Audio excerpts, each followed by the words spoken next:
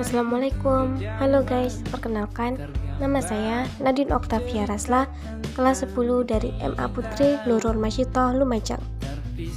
Jadi di sini saya akan menjelaskan tentang teks eksposisi ilustrasi. Yuk kita simak videonya. Apa sih itu teks eksposisi ilustrasi? Di sini ada yang tahu nggak apa itu teks eksposisi ilustrasi? Jadi, teks eksposisi ilustrasi adalah teks yang menyajikan informasi berupa gambaran sederhana mengenai suatu topik. Lebih tepatnya, teks ini menyuguhkan gambaran sederhana tentang dua atau lebih topik yang memiliki kesamaan sifat atau kemiripan hal tertentu. Jadi, kunci utama teks ini adalah membahas topik menggunakan objek atau hal tertentu yang dianggap mirip. Teks eksposisi ilustrasi yaitu eksposisi yang berisi gambaran atau penjelasan yang khusus dan konkret terhadap suatu prinsip yang bersifat umum. Atau secara singkat, teks eksposisi jenis ini mengilustrasikan sesuatu dengan hal yang berbeda namun memiliki kemiripan. Adapun ciri-cirinya, yang pertama, memaparkan definisi dan memaparkan langkah-langkah, metode atau melaksanakan suatu tindakan. Yang kedua, gaya penulisannya bersifat informatif.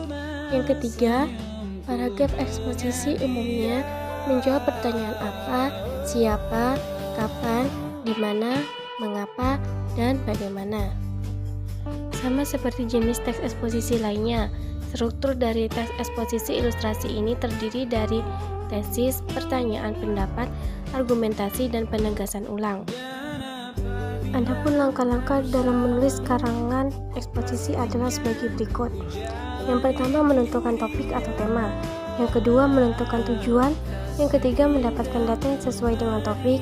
Yang keempat, membuat karangan karangka. Yang kelima, mengembangkan karangka menjadi karangan eksposisi. Teks eksposisi ilustrasi adalah teks eksposisi yang bertujuan untuk memberikan gambaran secara sederhana atau satu topik dengan topik yang lain.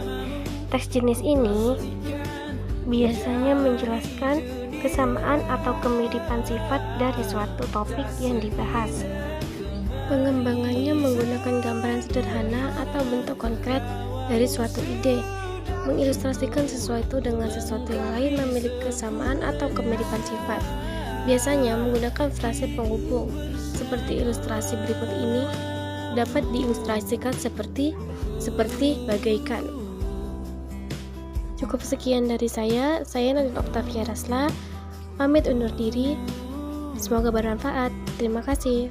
Wassalamualaikum warahmatullahi wabarakatuh. Bye bye.